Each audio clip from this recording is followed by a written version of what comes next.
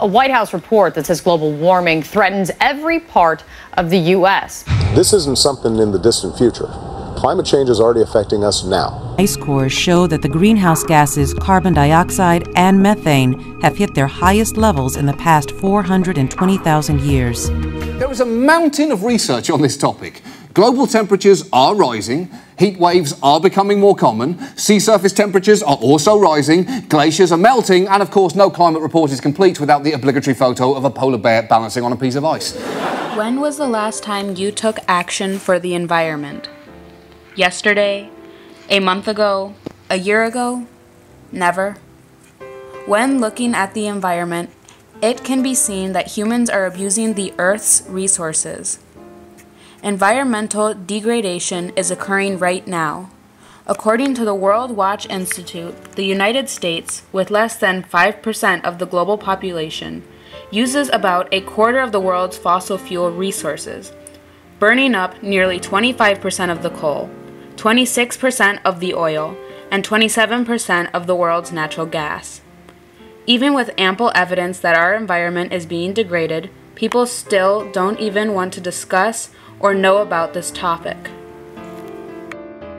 According to nationally representative surveys conducted by the Yale Project on Climate Change Communication and the George Mason University Center for Climate Change Communication, the pie chart on the left is a graphical representation of Americans interested in hearing about global warming.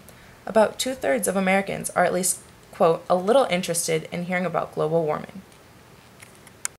But according to the graph on the right, which compares Americans who often or occasionally discuss global warming, the blue line, with Americans who rarely or never discuss global warming, the orange line, between the years 2008 to 2015, one can tell that discussions about global warming are on a decline. In a survey using a random sample of the Walter Payton College Prep population, we determined the environment to be the 5th most prevalent issue to students. Global warming is the orange bar shown on the graph. As seen, the orange bar is the highest in the 5th ranking, meaning that people saw this as the 5th most pressing issue out of 6 total. This shines a light on the fact that even within these highly educated students, that people still don't see the environment as a high priority. If this problem is so prevalent and important, then why are almost all people not addressing this issue?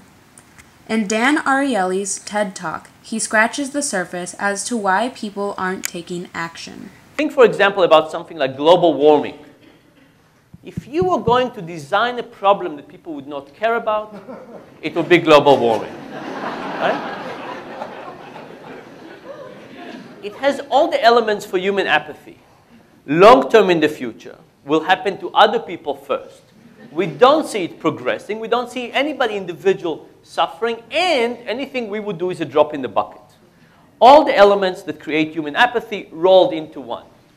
Can we get people to wake up in the morning and feel energized about global warming? Maybe a very few fraction. After viewing Dan Ariely's TED Talk, we can identify 5 main reasons people are inactive.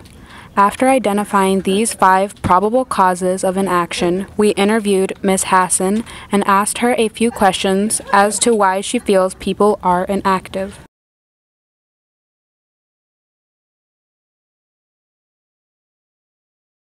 That sometimes trying to protect the environment or make environmentally friendly choices takes more effort, and because people don't want to have to shift their lifestyles and the way that they currently behave to make better choices. So if environmentally friendly options were a little bit easier, recycling was available to every single person in the city, which it's not, then that might change people's behaviors.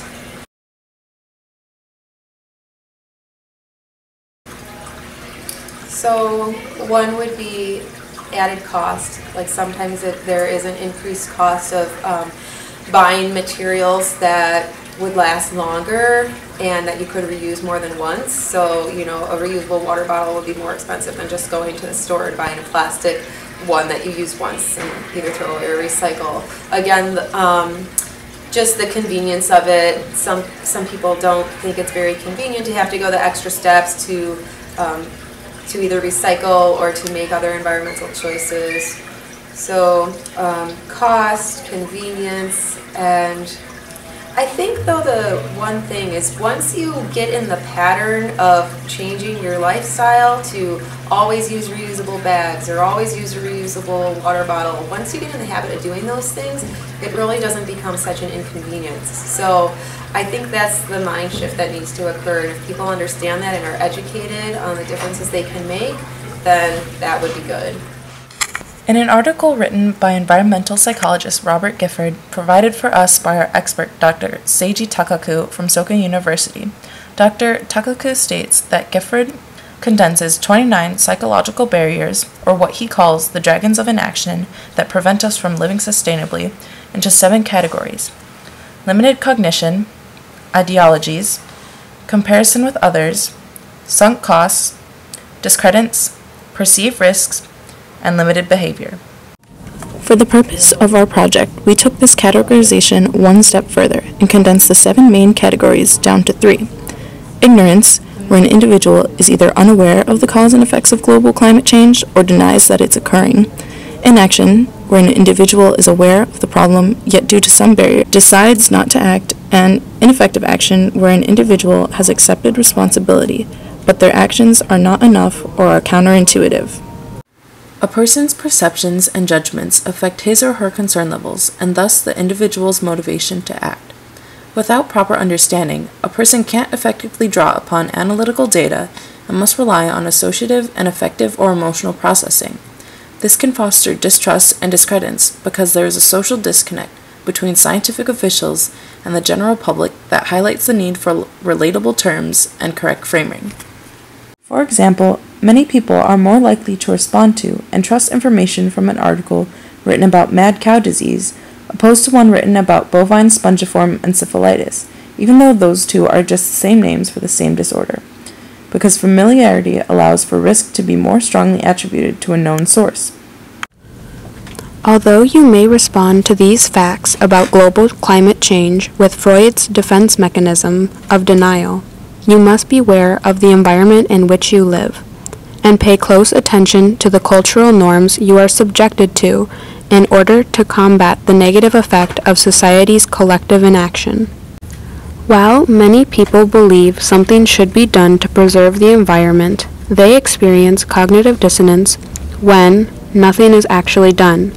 Instead of altering our thoughts or comparing ourselves with others to justify inaction, take action.